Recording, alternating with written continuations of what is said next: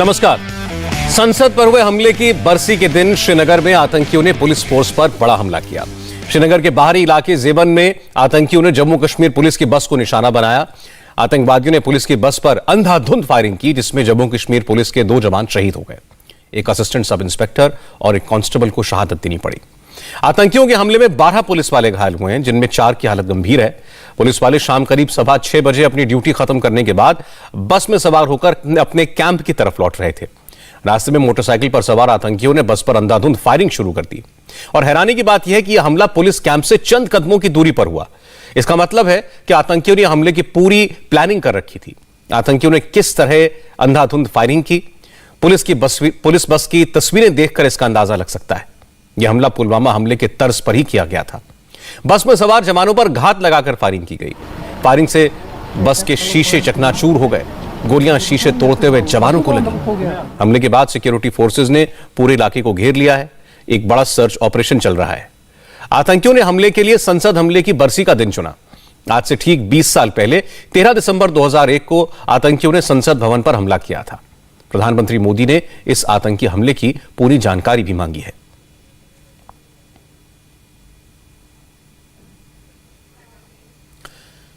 बस में सवार जवानों के नाम भी आपको हम बता दें। ASI Ghulam Hasan, constable Sajjad Ahmad, constable Ramiz Ahmad, constable Bishambar Das, selection grade constable Sanjay Kumar, selection grade constable Vikas Sharma, constable Abdul Majid, constable Mudassar Ahmad, constable Ravikant, constable Shaukat Ali, constable Arshad Mohammad, constable Shafiq Ali, constable Satbir Sharma और कांस्टेबल आदिल अली। श्रीनगर में मौजूद हमारे संवाददाता मंजूर मीर ने बताया कि हमले की जिम्मेदारी कश्मीर टाइगर्स नाम के एक टेरर आउटफिट ने ली है। इस आतंकी संगठन का चीफ अल्ताफ हुसैन कासमी है। आतंकियों ने जिस जगह पुलिस की बस पर हमला किया वो एक रिहायशी इलाका है, काफी आबादी रहती है, और इसी का फायदा उठाकर आतंकियों ने इस हमले को अंजाम दिया। हमारे संवाददाता मंजूर मीर उस इलाके में गए जहां आतंकियों ने पुलिस फोर्स की बस को निशाना बनाया। मंजूर मीर ने जो तस्वीरें भेजी हैं उनमें साफ दिख रहा है कि जिस इलाके में आतंकियों ने पुलिस फोर्स पर अटैक किया वहां पर एक संकरी गली है। आतंकी इसी गली से मेन रोड तक आए और पुलिस कैंप से कुछ ही दूरी पर पुलिस बस को निशाना बनाया। आतंकियों ने इसका पूरा फायदा उठाया। आतंकवादियों ने बस को 2 तरफ से घेर कर हमला किया। हमारे संवाददाता मंजूर मीर ने हमले के स्पॉट से एक रिपोर्ट भेजी है, देखिए। श्रीनगर के आउटस्कर्ट्स के जेवन इलाके में आज शाम मिलिटेंटों ने घात लगाकर आर्म्ड पुलिस की बस पर अंधाधुंध गोलियां चलाई, जिसमें 14 जवान घायल हुए। हालांकि घायलों को तुरंत पास में ही हॉस्पिटल में भर्ती किया गया, लेकिन 2 जवान जख्मों की ताब न लाकर दम तोड़ बैठे। हम इस वक्त उसी स्पॉट पर मौजूद है जहां पर यह घटना घटी और मिलिटेंट किस रास्ते से आए ये हम आपको दिखाएंगे। ये तस्वीरें आप देख सकते हैं। मेरे सामने एक बहुत बड़ा रिहायशी इलाका है और ये उस रिहायशी इलाके के अंदर जाने की तस्वीर है। और माना जा रहा है कि मिलिटेंट्स जो है वो पहले से ही इस जगह पर पहुंचे थे और फिर घात लगाकर यहाँ पर अंधाधुंध गोलियां जो है इस बस पर चलाई। ये तस्वीरें आप देख सकते हैं। यहाँ पर बस के जो शीशे हैं वो आपको बिखरे हुए दिखाई देंगे और यहाँ से महज 100 मीटर की दूरी पर जम्मू कश्मीर आर्म्ड पुलिस का कैंप था और ये सभी जवान जो थे ये पांपोर से वापस अपने कैंप की तरफ आ रहे थे। और जो जानकारी मिल रही है उसके मुताबिक बस में ड्राइवर समेत 15 जवान सवार थे और जैसे ही बस इस जगह पर पहुंची तो मिलिटेंटों ने उस पर अंधाधुंध गोलियां चलाई और यहाँ से महज 100 मीटर की दूरी पर उनका कैंप था जहाँ इन सभी जवानों को ड्रॉप करना था। लेकिन उससे पहले ही मिलिटेंटों ने इस हमले को अंजाम दिया। जानकारी के मुताबिक इस हमले के पीछे लश्कर तैयबा या जैश ए मोहम्मद का हाथ हो सकता है और इस हमले को अंजाम देने में 2 से 3 मिलिटेंट शामिल थे, जिनमें एक पाकिस्तानी मिलिटेंट भी बताया जा रहा है। हालांकि इस घटना के बाद जेवन के इस पूरे रिहायशी इलाके में सर्च ऑपरेशन जो है वो बड़े पैमाने पर शुरू कर दिया गया है। हर एंट्री और एग्जिट पॉइंट को पूरी तरह से सील कर दिया गया है। ठीक 2 साल पहले इसी इलाके में बीएसएफ की कॉन्वॉय पर भी एक बहुत बड़ा हमला हुआ था जिसे लश्कर तैयबा ने अंजाम दिया था और लश्कर तैयबा के टॉप कमांडर नवीद जाट ने उस हमले को अंजाम दिया था। हालांकि बाद में नवीद जाट एक एनकाउंटर में मार गिराया गया था। आज उसी तर्ज पर उसी रणनीति के तहत एक बार फिर इस इलाके को चुना गया, क्योंकि ये इलाका जो है काफ़ी सेंसिटिव इलाका है। यहाँ से महज 100 मीटर की दूरी पर सीआरपीएफ, बीएसएफ और आर्मी पुलिस का एक बहुत बड़ा कैंप है जहाँ पर जवानों की ट्रेनिंग होती है। लेकिन मिलिटेंट यहाँ तक एक रिहायशी इलाके के जरिए यहाँ तक पहुँचे और इस हमले को अंजाम दिया। थोड़ी देर पहले मेरे सहयोगी पंकज भार्गव ने जम्मू कश्मीर के डीजीपी दिलबाग सिंह से इस आतंकी हमले पर डिटेल में बात की। आपको सुनाते हैं डीजीपी दिलबाग सिंह ने क्या क्या बताया। Dilbag Singh sir, India TV पर स्वागत आपका। जरा जानना चाहेंगे सर इस हमले के बारे में क्या इंफॉर्मेशन अभी आप दे पाएंगे। ये हमारा आर्मड पुलिस की पार्टी जो दिन भर श्रीनगर सिटी में ड्यूटी पर था वापस लौट रहा था। जैवन पुलिस कैंपस में पहुंचने से कुछ 300-400 गज पहले इनके बस के ऊपर फायर हुआ जिसमें 14 लोग जख्मी हो गए थे। 14 में से 2 की शहादत हो गई, बाकी लोगों को हॉस्पिटल शिफ्ट किया है, जेर इलाज है, ठीक है। ये अनफॉर्चुनेट वाक़ा जो है वो शाम के कोई 6:15 बजे के करीब हुआ और ये जो पार्टी है ये आर्मड पुलिस कैंपस जैवन से जो है वो वापस ड्यूटी के बाद। और इन आतंकियों के बारे में सर कुछ इंफॉर्मेशन दे पाएंगे आप? जी, बस के ऊपर काफी फायरिंग हुई है और डायरेक्शन जो फायर की उसका है कि 2 दिशा से फायर हुई, कम से कम 2 तक इसमें इन्वॉल्व होने चाहिए। और बाकी कौन लोग इन्वॉल्व हैं उसके बारे में पुलिस अपना एक्शन में है और इस वक्त एरिया जो है उसको भी ऑपरेट कर रहे हैं लोग हमारे। उस एरिया को कॉन्ट्रोल में रख के ऑपरेशन अभी हम लोग कर रहे हैं और मुझे उम्मीद है कि हम लोग जल्द ही न सिर्फ दहशतगर्दों को पहचान करेंगे बल्कि उनको इस काम के लिए जो उनके खिलाफ कार्रवाई है वो जरूर सख्ती से की जाएगी। सर, जो हमारे रिपोर्टर बता रहे थे रिहायशी इलाका है, जेवन ये इलाका है, तो क्या जो लोकल्स हैं वहां के वो कोऑपरेट करते हैं? क्योंकि अब जाहिर बात है अब सर्च ऑपरेशन चल रहा है तो वहां पर घरों में भी पूछताछ होगी। बिल्कुल, लोकल लोग उस एरिया की जनरली कोऑपरेटिव रहते हैं क्योंकि हम लोग सिर्फ आर्मड पुलिस का कैंपस नहीं बल्कि बीएसएफ का, आईटीबीपी का सबकी कैंपस अगल बगल में है। इस एरिया में फोर्सेस की ठीक ठाक प्रेजेंस रहती है मगर काफी ज्यादा फ्लूटिंग मूवमेंट इस पर रहती है। इसके नीचे की जो गलियां हैं वो नीचे जाकर के खरीव पापुर के इलाके के साथ मिलती है, उस तरफ से काफी मूवमेंट रहती है। उस एरिया में काफी दहशतगर्द पहले थे मगर काफी का सफाया हो चुका है। बहुत सारे ऑपरेशन इस एरिया में किए गए हैं, लोग कोऑपरेटिव हैं और लोग हर तरह के ऑपरेशन में ताबूत करते हैं। सर, एक सवाल और था, ये क्या पैदल आए थे, किसी गली से निकलकर घात लगाकर बैठे थे या किसी गाड़ी का इन्होंने इस्तेमाल किया? कुछ उस बारे में सर इंफॉर्मेशन दे पाएंगे? इनका नंबर कितना था, कितने लोग थे कुल मिलाकर? देखिए, दूर से आने के लिए तो जाहिर है किसी न किसी साधन का इस्तेमाल होता है। उस वक्त किस गाड़ी से कहां से पहुंची उसकी छानबीन अभी बाकी है, पुलिस अपनी कार्रवाई कर रही है। बाकी उस वक्त ये गली जो तंग गलियां इनका सहारा लेती छुप के वहां से इस तरह की कार्रवाई करना, इसी तरह के टैक्स इनके दर रहते हैं और तादाद का मैंने पहले कहा कि कम से कम 2 दहशतगर्द जरूर इसमें होने चाहिए। बस के ऊपर जो फायर हुआ उसमें कम से कम 2 डायरेक्शन से फायर हुआ लगता है। सर, अब अंधेरा हो चुका है, ऐसे में थोड़ा मुश्किल होगा सर्च ऑपरेशन चलाना। दिक्कत आती है मगर नॉर्मली हम एरिया अपना कॉर्डन में रखते हैं और सर्च का सिलसिला जो है वो कई बार लंबा होता है, सुबह तक भी चलता है और हम लोग रात में दिक्कत आती है, इसी के चलते रात की कार्रवाई में थोड़ा बहुत हम लोग अपना कॉर्डन वाले पार्ट को ज्यादा मजबूत रखते हैं, बाकी वाला पार्ट जो है वो लाइट में होता है। हमारे संवाददाता मंजूर मीर इस वक्त वहीं ग्राउंड पर मौजूद हैं, सीधे उनके पास चलते हैं। इस वक्त क्या और अपडेट मिला है मंजूर?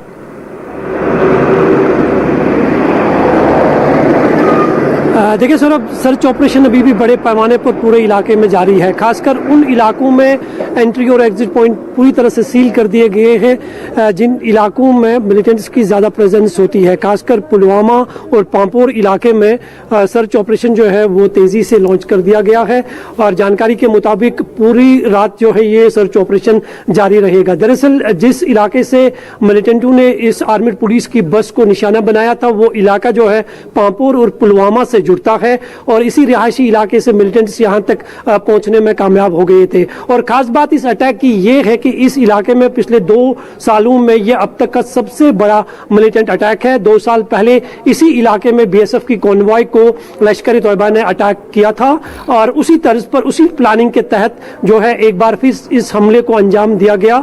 और ये जानकारी मिल रही है कि 2 से 3 मिलिटेंट्स हो सकते हैं जिन्होंने इस हमले को अंजाम दिया, क्योंकि दोनों तरफ से मिलिटेंटों ने बस को टारगेट किया है।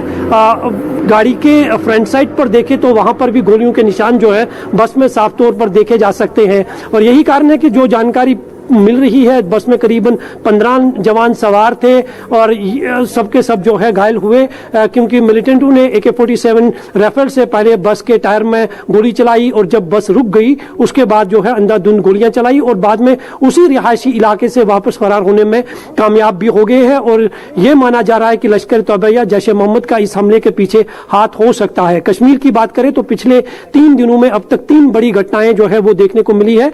इससे पहले कश्मीर के बांडीपोरा इलाके में जम्मू कश्मीर पुलिस की पार्टी पर अटैक किया गया था, जिसमें जम्मू कश्मीर पुलिस के 2 जवान शहीद हुए थे और उस हमले के पीछे भी पाकिस्तानी मिलिटेंट का हाथ बताया गया था। और जिस तरह पर इस हमले को अंजाम दिया गया है, इससे साफ जाहिर होता है कि ये एक वेल ट्रेन्ड मिलिटेंट्स है जिन्होंने इतने बड़े हमले को अंजाम दिया, आधुनिक हथियारों से लैस थे और पूरी प्लानिंग के तहत यहां पर पहुंचे थे। और उसके बाद इस घटना में इतने जवानों को जो है घायल कर दिया, जिसमें से 2 जवान अब तक जो है वो शहीद हुए हैं। हालांकि अभी भी 2 से 3 जवानों की हालत जो है वो काफी गंभीर बताई जा रही है, लेकिन कोशिशें की जा रही है कि इन मिलिटेंटों को जल्द से जल्द ट्रेस किया जा सके या इन्हें जिंदा गिरफ्तार करने की कोशिशें भी जारी है या फिर इन्हें जल्द से जल्द मार गिराया जा सके। क्योंकि श्रीनगर में भी आज एक ब्रीफ एनकाउंटर के दौरान जम्मू कश्मीर पुलिस ने 2 मिलिटेंटों को मार गिराया था। सर्च ऑपरेशन पहले से ही बहुत सारे इलाकों में अभी भी जारी है, लेकिन इस इंसिडेंट के बाद जो है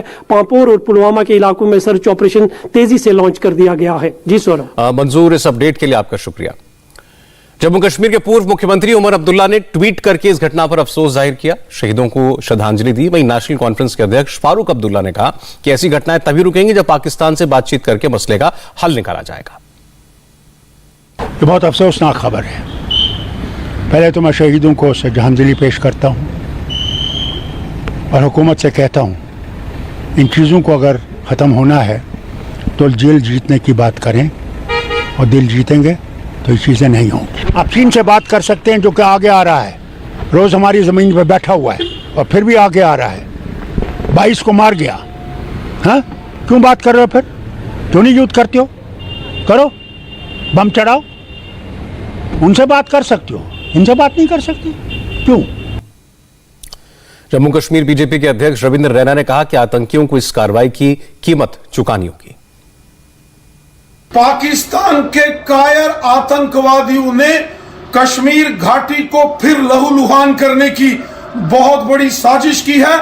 इन कायर दरिंदे आतंकवादियों ने जम्मू कश्मीर पुलिस के हमारे वीर जवानों की एक गाड़ी को टारगेट किया।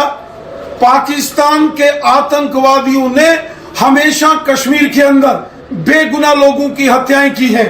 पाकिस्तान मानवता का कातिल है। पाकिस्तान चाहता है कि कश्मीर को कब्रिस्तान बनाए, लेकिन भारतीय सेना तथा जम्मू कश्मीर के बहादुर पुलिस के जवान इन कायर पाकिस्तान के आतंकवादियों को चुन चुन कर इनका सफाया करेंगे। ये कायर पाकिस्तानी आतंकवादी भारत के साथ हमारी सेना और हमारी जम्मू कश्मीर पुलिस के जांबाज वीरों के साथ सीधा मुकाबला तो कर नहीं सकते। चोरी छुपे पीठ पर वार करने वाले इन कायर पाकिस्तानियों को इस आतंकी हमले की भारी कीमत चुकानी पड़ेगी। उम्मीद है आतंकियों को जल्द ढूंढकर उन्हें सजा दी जाएगी। आज की एक और बड़ी खबर काशी से आई। काशी का आज कायाकल्प हुआ।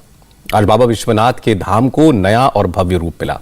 आज वाराणसी में गंगा मैया और बाबा भोलेनाथ के बीच की दूरी खत्म हुई। दुनिया के सबसे प्राचीन शहर वाराणसी में प्राचीनता और आधुनिकता का संगम हो गया।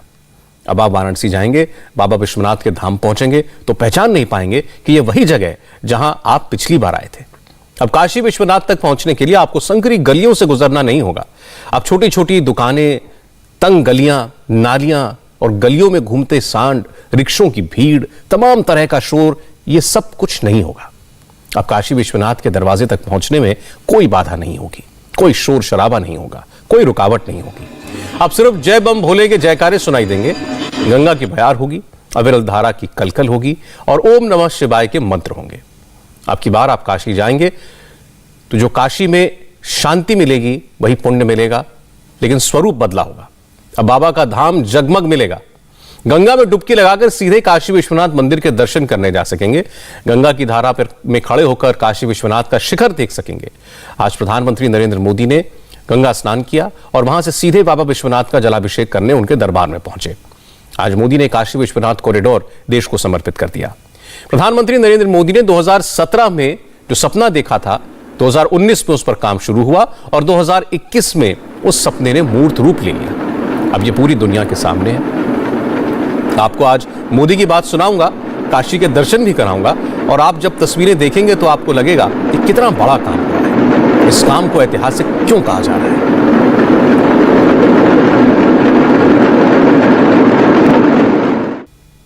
1000 साल से काशी जिसकी प्रतीक्षा कर रही थी वो अब हुआ है। इसलिए आज मोदी जब काशी की गलियों से गुजरे तो काशी के लोगों ने उन पर फूल बरसाए। पूरी काशी मोदी को आशीर्वाद देने के लिए उमड़ पड़ी। मोदी इस वक्त भी काशी में है। आज रात बाबा विश्वनाथ की नगरी में ही रहेंगे। अब से थोड़ी देर पहले मोदी ने गंगा आरती में हिस्सा लिया। गंगा आरती के वक्त का नजारा अद्भुत था। आस्था और भक्ति के साथ साथ आधुनिकता का जबरदस्त मेल। प्रधानमंत्री मोदी ने विवेकानंद क्रूज शिप पर सवार होकर गंगा आरती में हिस्सा लिया। प्रधानमंत्री के साथ बीजेपी के अध्यक्ष जेपी नड्डा, यूपी के मुख्यमंत्री योगी आदित्यनाथ, दोनों डिप्टी सीएम भी क्रूज शिप पर थे। इसके अलावा बीजेपी शासित राज्यों के मुख्यमंत्री भी इस कार्यक्रम में शामिल हुए। कल वाराणसी में बीजेपी शासित राज्यों के मुख्यमंत्रियों की बैठक होने वाली है। इसके लिए 12 राज्यों के सीएम आज वाराणसी पहुंचे हैं।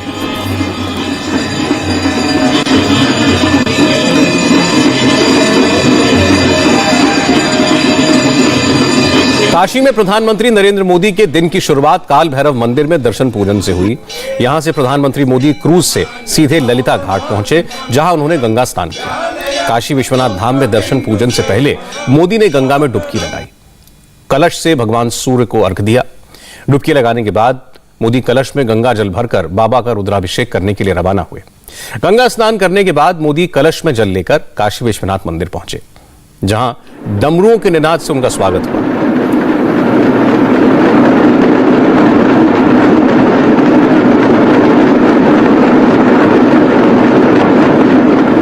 मोदी गंगा जल के साथ गर्भगृह पहुंचे, जहां पर उन्होंने वैदिक मंत्रोच्चार और पूरे विधि विधान के साथ बाबा विश्वनाथ का पूजन अर्चन किया। मोदी ने गंगा जल से बाबा विश्वनाथ का जलाभिषेक किया।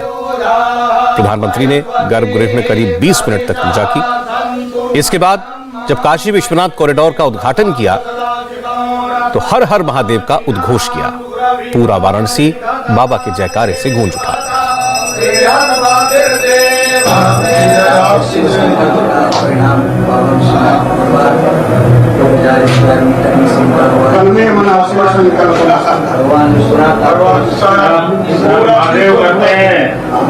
सब कुछ महादेव का भगवत कृपा से ही ये संभव हुआ, लेकिन आपने इसका जो बेड़ा उठाया, आपकी धर्म परायणता का सर्वोत्कृष्ट उदाहरण है।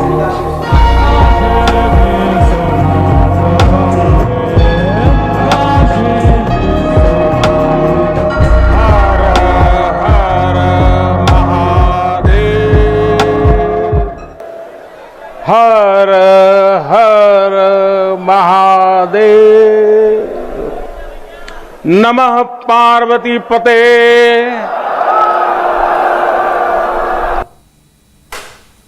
सिर्फ काशी विश्वनाथ मंदिर का ही जीर्णोद्धार नहीं हुआ, काशी शहर को भी सजाया संवारा गया है। विश्वनाथ धाम परिसर को तो नए तरीके से बनाया ही गया है। काशी के दूसरे प्राचीन मंदिरों को भी संवारने का काम हुआ। कई पुराने मंदिर जो लुप्त हो गए थे उन्हें फिर से स्थापित किया गया है। मोदी ने कहा कि काशी विश्वनाथ धाम में अब सिर्फ आस्था के दर्शन ही नहीं होंगे, यहां आकर काशी की प्राचीनता, काशी के गौरवशाली अतीत और काशी के वैभव का भी एहसास होगा।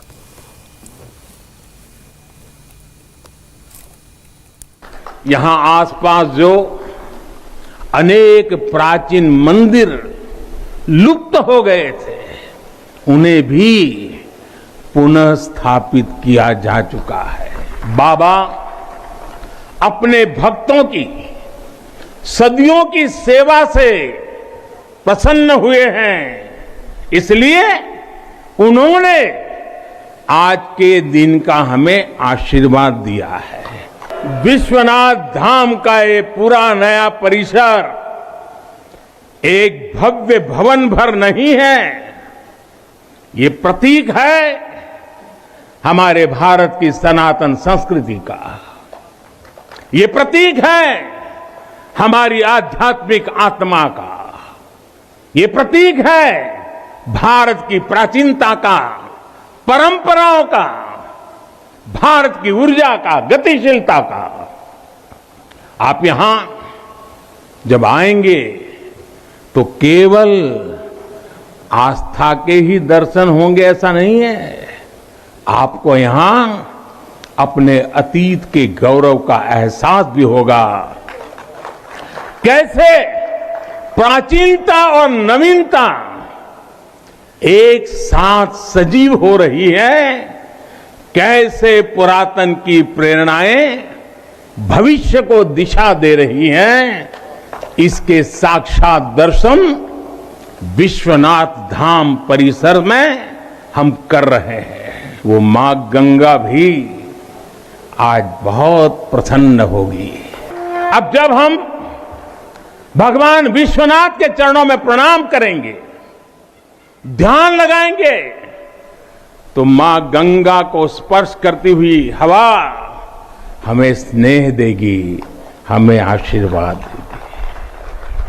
और जब मां गंगा उन्मुक्त होगी, प्रसन्न होगी, तो बाबा के ध्यान में हम गंग तरंगों की कलकल, गंग तरंगों की कलकल का दैवीय अनुभव भी कर सकेंगे।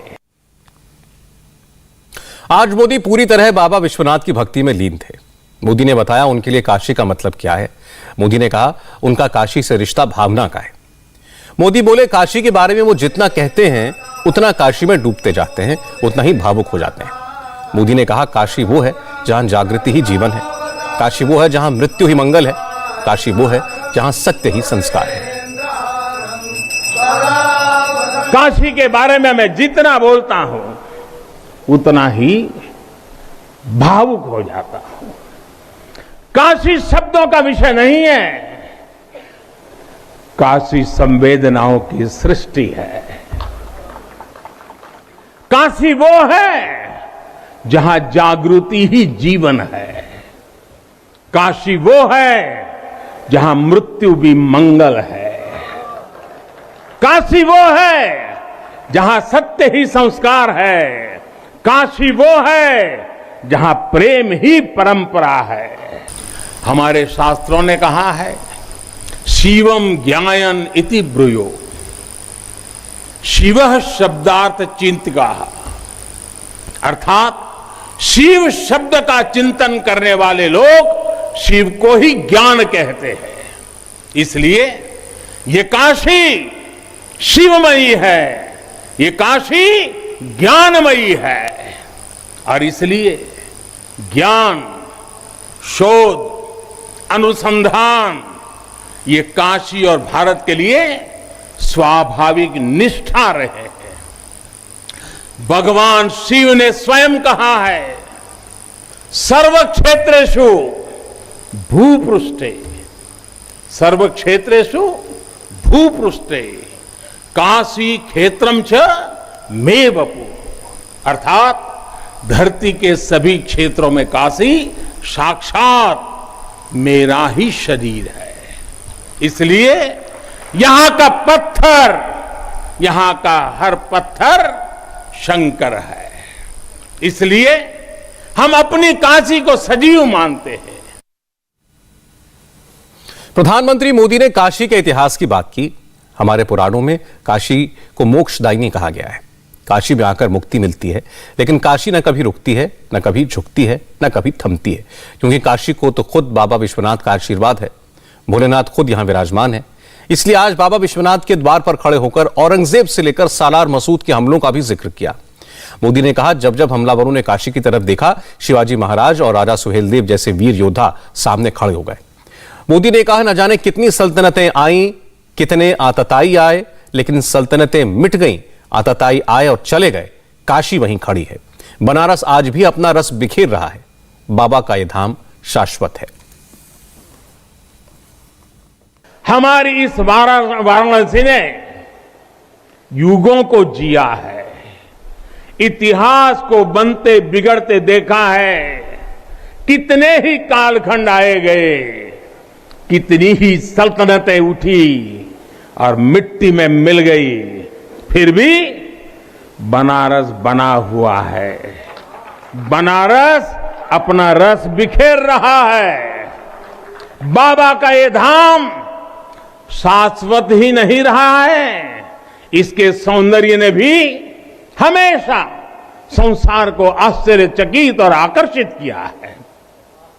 हमारे पुराणों में प्राकृतिक आभा से घिरी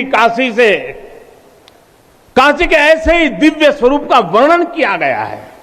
अगर हम ग्रंथों को देखेंगे, शास्त्रों को देखेंगे, इतिहासकारों ने भी वृक्षों, सरोवरों, तालाबों से घिरी काशी के अद्भुत स्वरूप का बखान किया है।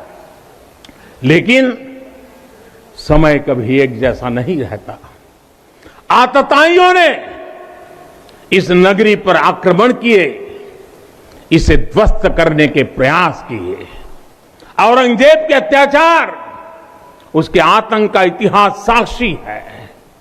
जिसने सभ्यता को तलवार के बल पर बदलने की कोशिश की, जिसने संस्कृति को कट्टरता से कुचलने की कोशिश की, लेकिन इस देश की मिट्टी बाकी दुनिया से कुछ अलग है।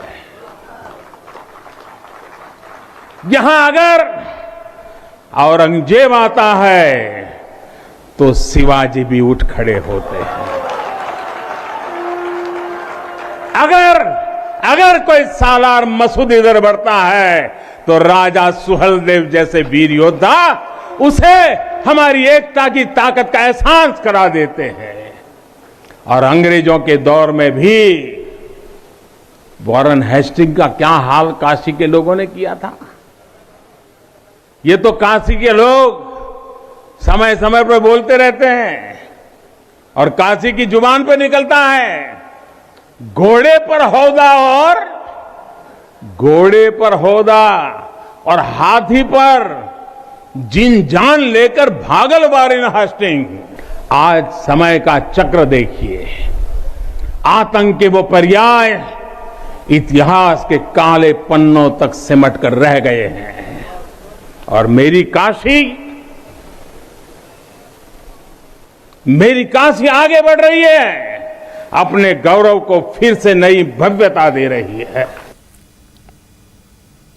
प्रधानमंत्री मोदी ने आज जिस काशी विश्वनाथ धाम का उद्घाटन किया, वो पूरे प्रोजेक्ट का फर्स्ट फेज है, जिससे भक्त अब गंगा स्नान करके सीधे भगवान विश्वनाथ के दर्शन के लिए पहुंच सकेंगे। पूरी परियोजना की लागत करीब 900 करोड़ रुपए है, जिससे लगभग 5.25 लाख वर्ग फुट इलाके को रीडेवलप किया गया है। इसमें 23 छोटी बड़ी बिल्डिंग्स हैं, 27 मंदिर हैं। पहले गंगा के घाट से काशी विश्वनाथ मंदिर तक पहुंचने के लिए श्रद्धालुओं को गलियों, संकरे रास्तों से गुजरना पड़ता था। इस प्रोजेक्ट का कॉन्सेप्ट पहली बार 2017 में पेश किया गया था। प्रधानमंत्री मोदी ने 8 मार्च 2019 को इस परियोजना की आधारशिला रखी थी। सबसे बड़ा चैलेंज ये था कि पूरे रास्ते में बसी हुई बस्तियों, छोटे बड़े भवनों और मंदिरों को कैसे हटाया जाए, सबको इस प्रोजेक्ट के लिए राजी कैसे किया जाए। रास्ते में करीब 1400 दुकानदार, किराएदार, मकान मालिक थे।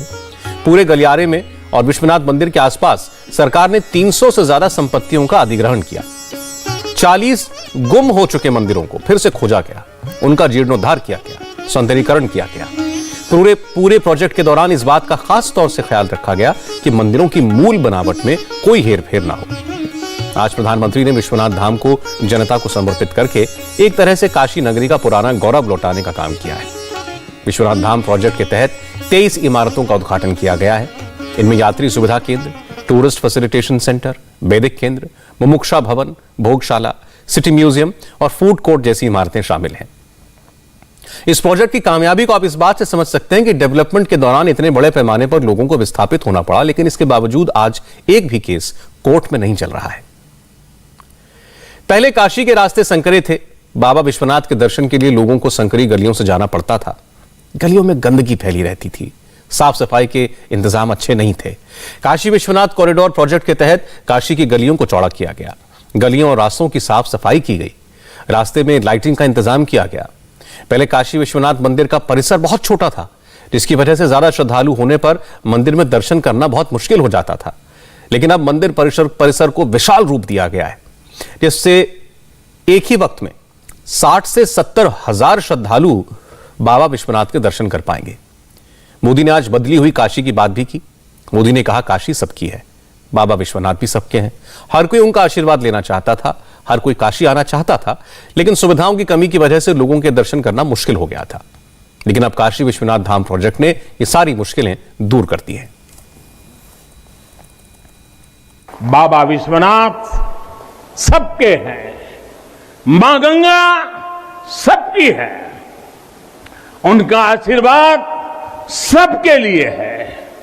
लेकिन समय और परिस्थितियों के चलते बाबा और मां गंगा की सेवा की यह सुलभता मुश्किल हो चली थी। यहां हर कोई आना चाहता था, लेकिन रास्तों और जगह की कमी हो गई थी। बुजुर्गों के लिए, दिव्यांगों के लिए यहां आने में बहुत कठिनाई होती थी। लेकिन अब विश्वनाथ धाम परियोजना के पूरा होने से यहां हर किसी के लिए पहुंचना सुगम हो गया है।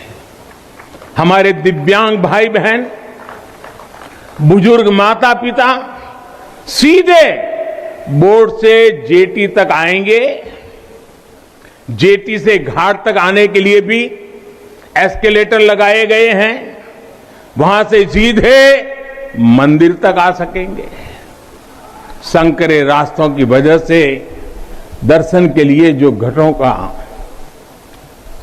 तक का इंतजार करना पड़ा था, जो परेशानी होती थी, वो भी अब कम होगी। पहले यहां जो मंदिर क्षेत्र केवल 3000 वर्ग फीट में था, वो अब करीब 5 लाख वर्ग फीट का हो गया। अब मंदिर और मंदिर परिसर में 50, 60, 70 हजार श्रद्धालु आ सकते हैं। काशी विश्वनाथ धाम का लोकार्पण भारत को एक निर्णायक दिशा देगा, एक उज्जवल भविष्य की तरफ ले जाएगा। ये परिसर साक्षी है हमारे सामर्थ्य का, हमारे कर्तव्य का। अगर सोच लिया जाए, ठान लिया जाए, तो असंभव कुछ भी नहीं है। काशी विश्वनाथ धाम का यह प्रोजेक्ट अगर प्रधानमंत्री मोदी के संकल्प का नतीजा है, तो ये उन हजारों मजदूरों की मेहनत का भी परिणाम है, जिन्होंने दिन रात लगातार काम करके प्रधानमंत्री की इस परिकल्पना को साकार किया। आज प्रोजेक्ट का लोकार्पण करने से पहले प्रधानमंत्री मोदी ने इस प्रोजेक्ट में काम कर रहे श्रमिकों का सम्मान किया, उन पर फूलों की वर्षा की। प्रधानमंत्री अपनी कुर्सी छोड़कर इन मजदूरों के बीच ही बैठ गए, इनके बीच में गए और फिर उन पर फूल बरसाए। प्रधानमंत्री ने काशी विश्वनाथ धाम का लोकार्पण करने के बाद इन्हीं मजदूरों के साथ खाना भी खाया। प्रधानमंत्री ने कहा कि इन मजदूरों की दिन रात की मेहनत की वजह से ही काशी का पुनरुद्धार संभव हो पाया है। मैं आज अपने हर उस श्रमिक भाई बहनों का भी आभार व्यक्त करना चाहता हूं, जिसका पसीना इस भव्य परिसर के निर्माण में बहा है। कोरोना के इस विपरीत काल में भी उन्होंने यहां पर काम रुकने नहीं दिया। मुझे अभी अपने इस श्रमिक साथियों से मिलने का अवसर मिला, उनके आशीर्वाद लेने का सौभाग्य मिला। हमारे कारीगर, हमारे सिविल इंजीनियरिंग से जुड़े लोग, प्रशासन के लोग, वो परिवार जिनके यहां घर हुआ करते थे, मैं सभी का अभिनंदन करता हूं। हमारे संवाददाता पवन नारा ने विश्वनाथ धाम में काम करने वाले कुछ श्रमिकों से बात की। उन्होंने बताया कि प्रधानमंत्री से मुलाकात होगी इसका अंदाजा तो था, मगर वो उनके साथ बैठेंगे, उनके साथ ही खाना भी खाएंगे, इसका अंदाजा बिल्कुल नहीं था। हम यहाँ करीब 2 साल से काम कर रहे हैं। हम लोग दिन रात मेहनत करके काम किए।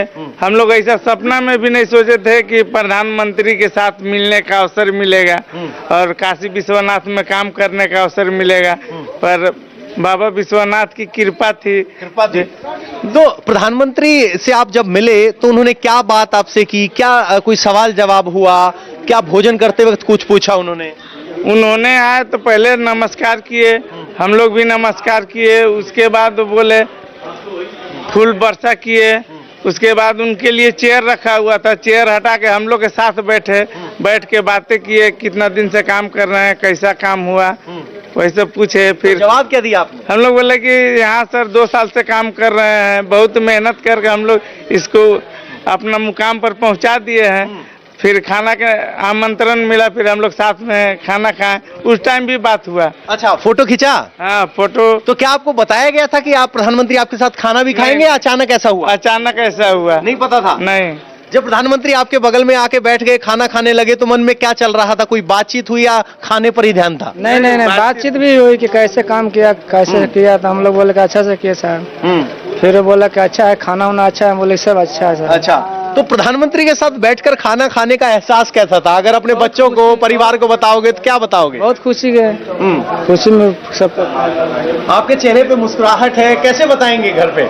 बताएंगे कि बहुत अच्छे से हम लोग साथ में खाना खाएं, अच्छे से हम लोग का पता नहीं चला कि परिवार के साथ में खा रहे हैं, ऐसा लगा कि परिवार के साथ भी पूरा खाना खा रहे हैं। तो कभी सोचा था ऐसे प्रधानमंत्री के साथ खाना खाने का मौका मिलेगा? नहीं, कभी नहीं सोचे थे। और आज प्रोग्राम क्या तय था, क्या पता था आपको? आज सुबह पता नहीं था कि आज हम लोग साथ में खाना खाएंगे। ये पता था कि मोदी से मुलाकात होनी है? मुलाकात हो गया। हाँ, तो ये पता था। हाँ। तो कैसा लगा? हर कोई पत्रकार पूछता है ना आपको कैसा लगा, तो उस वक्त मन में क्या था? गुदगुदी हो रही थी? बहुत अच्छी लगा, बहुत अच्छा लगा। हाँ। काशी विश्वनाथ धाम का लोकार्पण करने के बाद प्रधानमंत्री मोदी ने गंगा में जल विहार किया। प्रधानमंत्री मोदी के साथ मुख्यमंत्री योगी आदित्यनाथ भी थे। प्रधानमंत्री ने अलकनंदा क्रूज शिप से जल विहार किया। यह क्रूज शिप प्रधानमंत्री मोदी ने ही वाराणसी आने वाले पर्यटकों के लिए शुरू की थी। प्रधानमंत्री मोदी ने कहा कि काशी में कुछ भी होता है तो उसके लिए काशी के कोतवाल काल भैरव से इजाजत लेनी पड़ती है, इसलिए पहले उन्होंने काल भैरव के ही दर्शन किए। हर हर महादेव, हर हर महादेव, नमः पार्वती पते, माता अन्नपूर्णा की, गंगा मैया की, बाबा विश्वनाथ के चरणों में हम शीश नवावत है। माता अन्नपूर्णा के चरणन का बार बार वंदन करत है। काशी विश्वनाथ धाम का यह प्रोजेक्ट अगर प्रधानमंत्री मोदी का ड्रीम प्रोजेक्ट है तो यूपी के मुख्यमंत्री योगी आदित्यनाथ के दिल के भी बहुत करीब है। आज विश्वनाथ धाम के उद्घाटन के मौके पर योगी आदित्यनाथ ने बताया कि यह प्रोजेक्ट काशी और बाबा विश्वनाथ के मंदिर की पुनर्स्थापना की करीब 1000 साल से चली आ रही प्रक्रिया के शिखर पर पहुंचने जैसा है। योगी आदित्यनाथ ने कहा कि जिस विश्वनाथ धाम परिसर का दायरा 5000 वर्ग फीट भी नहीं था, वह आज 5 लाख स्क्वायर फुट से भी ज्यादा बड़ा, भव्य और सुंदर हो गया है। योगी आदित्यनाथ ने कहा कि बाबा विश्वनाथ का मंदिर एकदम घोटू परिसर में कैद था, अब यह प्रोजेक्ट पूरा होने से पूरे परिसर की खूबसूरती निखर उठी है। योगी आदित्यनाथ ने इस मौके पर अहिल्याबाई होलकर से लेकर महाराजा रणजीत सिंह तक के योगदान को याद किया। 1000 वर्षों से जिन विपरीत परिस्थितियों का सामना काशी ने किया, उन विपरीत परिस्थितियों का साक्षी न केवल काशीवासी बल्कि हर भारतवासी रहा है। 1777 से 80 के बीच में इंदौर की महारानी अहिल्याबाई होलकर जी ने इस क्षेत्र, यहां पर बाबा विश्वनाथ की पुनर्स्थापना में उस समय बहुत ही योगदान दिया था। महाराजा रणजीत सिंह जी ने मंदिर को स्वर्णमंडित करने में अपना योगदान दिया। ग्वालियर की महारानी ने भी उस कालखंड में अपना योगदान दिया। लेकिन ये भव्य स्वरूप इस रूप में परिकल्पित होगा या साकार होता हुआ दिखाई देगा। आज पूज्य संत जन अपनी आंखों से इन सब चीजों को देख रहे हैं, साक्षात अनुभूति कर रहे हैं। पूरा काशीवासी देश का विद्वत समाज इन सब बातों को अनुभूति कर रहा है और सचमुच इसके लिए हम सब सौभाग्यशाली हैं कि हमें ऐसे दूरदर्शी और यशस्वी नेतृत्व के सानिध्य में कार्य करने, उनके सानिध्य में आगे बढ़ने और भारतीय संस्कृति और भारतीय परंपरा को आगे बढ़ने का एक सौभाग्य प्राप्त हो रहा है। काशी में बाबा विश्वनाथ का धाम, अयोध्या में श्री राम मंदिर के निर्माण की कार्रवाई उसी श्रृंखला को एक नया स्वरूप प्रदान करता है।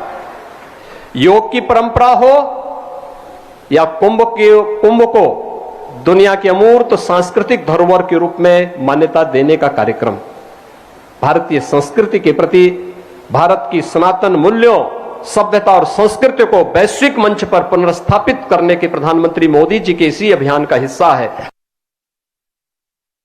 राष्ट्रपिता महात्मा गांधी की उस पीड़ा को दूर करने का भी एक माध्यम बना है, जो आज से 100 वर्ष पहले राष्ट्रपिता महात्मा गांधी ने इसी काशी में आकर के अपनी पीड़ा को व्यक्त किया था। यहां की गलियों, तंग गलियों को देख करके, यहां की गंदगी को देख करके, गांधी जी के नाम पर बहुत सारे लोगों ने सत्ता प्राप्त की होगी, लेकिन गांधी जी के उस सपने को साकार करने का कार्य कि काशी बाबा विश्वनाथ का धाम इस भव्य रूप में हो, वह पहली बार हम सबको देखने को प्राप्त हो रहा है।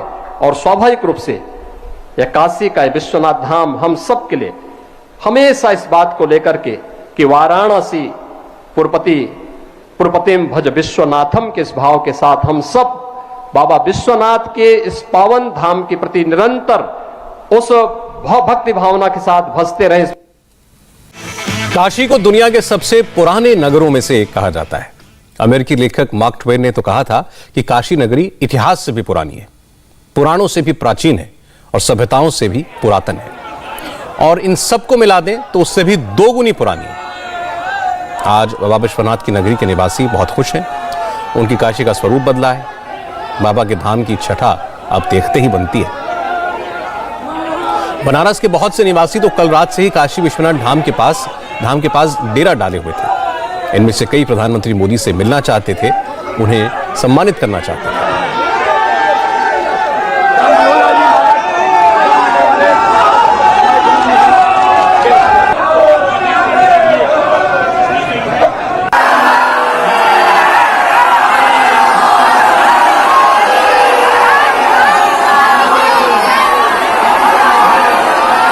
आज जब प्रधानमंत्री वाराणसी पहुंचे तो बड़ी संख्या में काशी निवासी उनके स्वागत के लिए सड़कों पर उमड़ पड़े। कोई प्रधानमंत्री की बस एक झलक पाना चाहता था, कि उन्हें पगड़ी पहनाकर सम्मानित करना चाहता था, और प्रधानमंत्री ने भी किसी को निराश नहीं किया। हर हर मोदी, हर हर मोदी, हर हर मोदी।